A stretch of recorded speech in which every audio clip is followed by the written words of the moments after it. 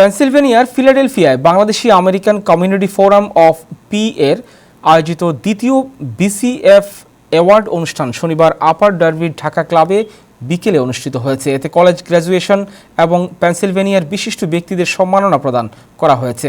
পবিত্র কোরআন তেলাওয়াত ও গীতা পাঠের মাধ্যমে অনুষ্ঠান শুরুর পর বাংলাদেশ এবং আমেরিকার জাতীয় সঙ্গীত পরিবেশন করা হয়। অনুষ্ঠানে প্রথম বিএসিএফ অ্যাওয়ার্ড অনুষ্ঠানে আহ্বায়ক জে সুমন এবং দ্বিতীয় বিসিএফ অ্যাওয়ার্ড অনুষ্ঠান কমিটির আহ্বায়ক আশিকুর রহমান ও মাসুদুল হাসান সারওয়ার ড্যানিয়েল শুভেচ্ছা বক্তব্য রাখেন। সংগঠনের মুখপাত্র সুলেমান ইবনে মুজিব ফোরামের সার্বিক কার্যক্রম তুলে ধরেন। কার্যবিবরণী উত্থাপন করেন ফোরামের সচিব মোহাম্মদ আশরাফুল ইসলাম আরিফ।